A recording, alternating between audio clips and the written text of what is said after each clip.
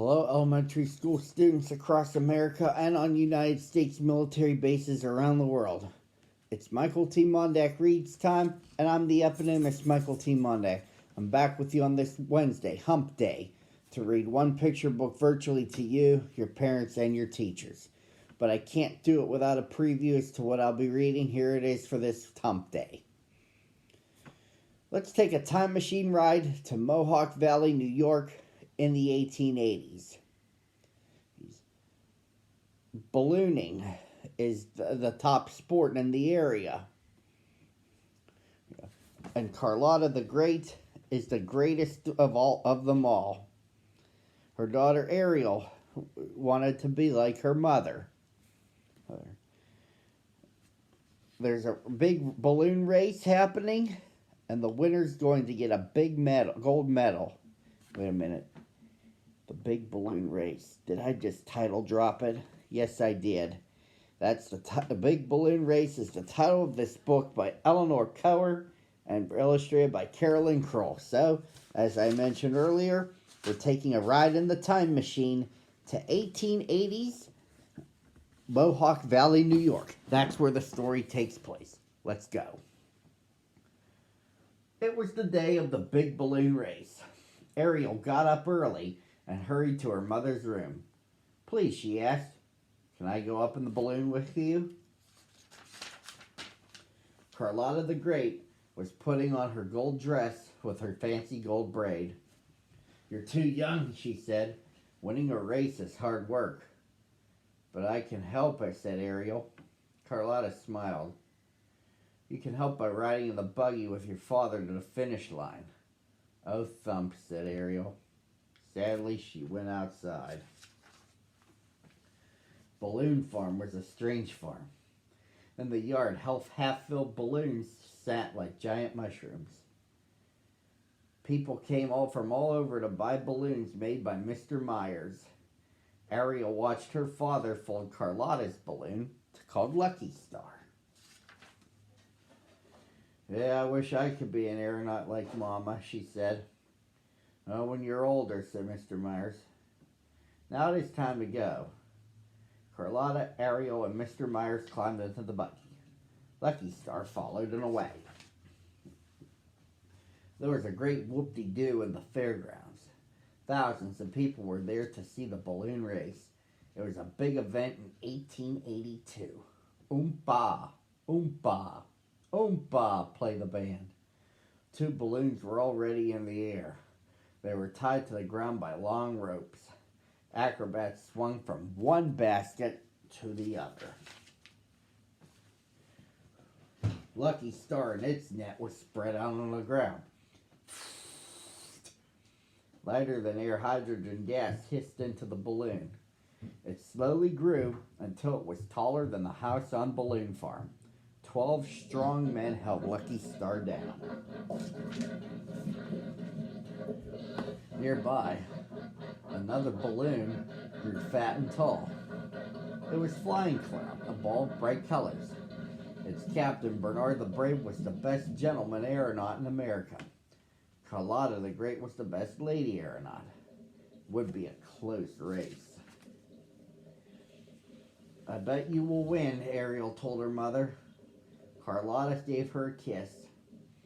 "You can sit in the basket until it's time to go." Ariel got inside the basket and talked to Harry the Pigeon. Harry went on every flight.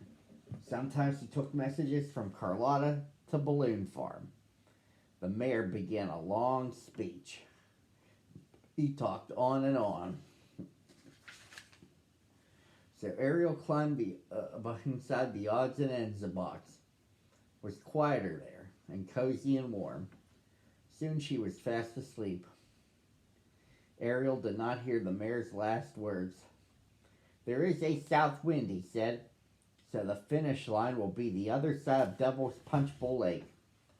Ariel did not even hear the drums. Trum! The aeronauts stepped into their baskets. The crowd cheered. Mr. Myers waved to Carlotta. "Good luck." She waved her knobby sailor hat. "Hands off," Carlotta ordered. The men let go of the ropes, and with a jolt, Lucky Star took off. Ariel woke up.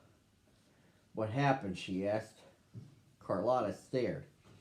Ariel, what have you done? She cried. We are aloft. Ariel looked over the side. Sure enough, they were off the ground. Below, someone yelled, Stop! There's a stowaway in that basket! Mr. Myers waved his arms and shouted something. Ariel waved back. Ooh, she cried. It's like being a bird. She watched the crowd set out for the finish line. Some were in buggies, some were in wagons, and others were on fast horses. A crosswind tugged at the balloon. Whoosh! Lucky Star swooped away over a farm. Dogs barked and ran around in circles. Pigs squealed. Chickens squawked. A horse reared and galloped away.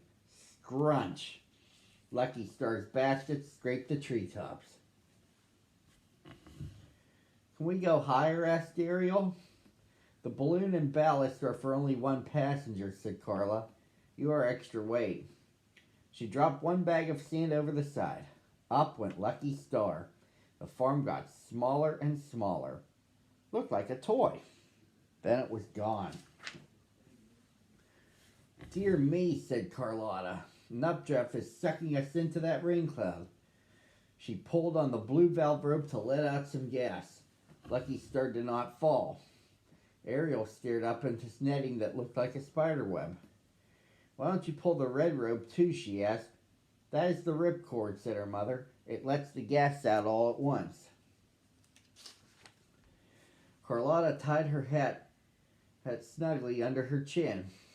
Sit down, she ordered, and hang on. Ariel hugged her mother's sturdy legs in their fancy blue gaiters. Lucky Star was in the middle of a misty, wet, bumpy cloud. The basket went back and forth, up and down, then around and around. I feel sick, said Ariel. A good aeronaut keeps calm, said Carlotta. The balloon will cool and we will go down.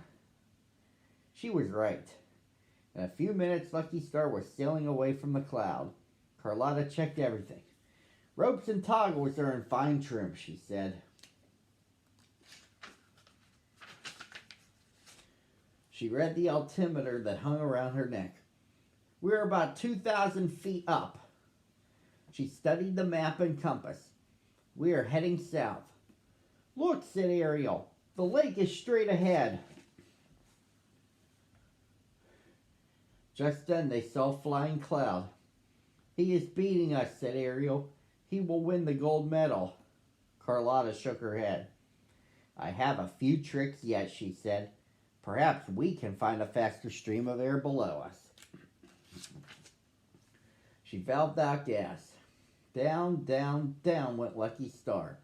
It was sinking too fast. And toward a town. Carlotta tossed handfuls of sand over the side. Lucky Star moved up and skimmed the rooftops. People stopped whatever they were doing and stared at the balloon. Suddenly, wind stung Ariel's cheeks. Hi-ho! cried Carlotta.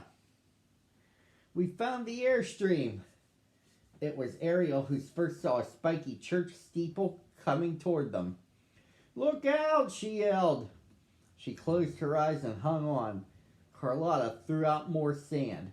Just in time. Lucky Star soared over the steeple. Now Flying Cloud was behind.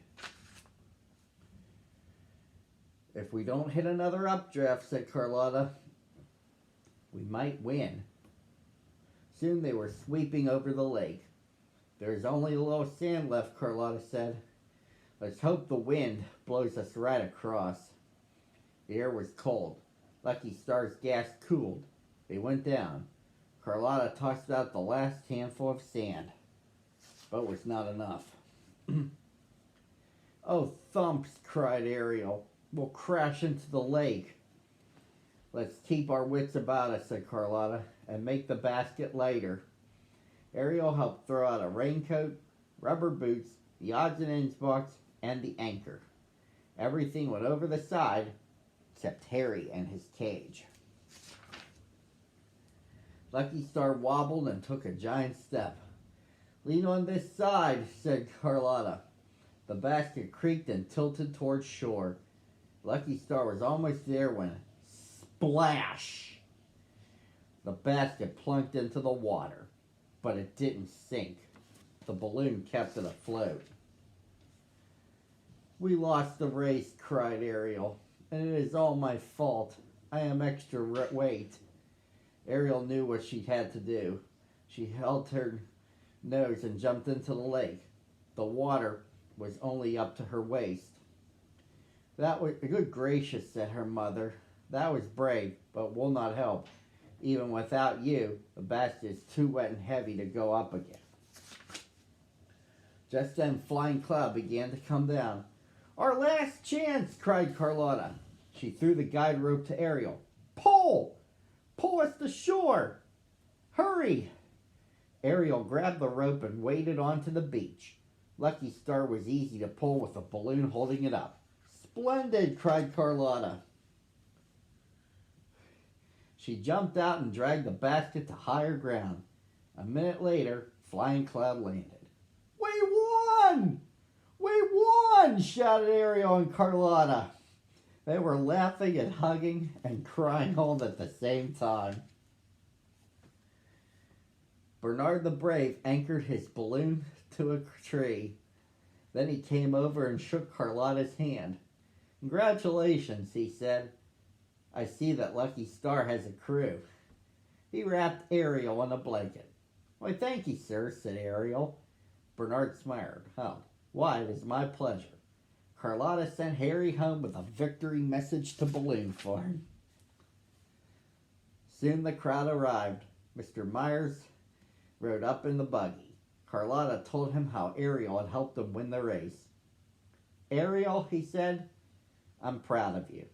The mayor gave Ariel the gold medal. Carlotta hugged Ariel. "Proud of you too," she said. "Perhaps you are old enough to fly." Ariel smiled happily. She was sure of it. And that, boys and girls, concludes the story. I'll be back with you again Thursday at the same time on the same channel.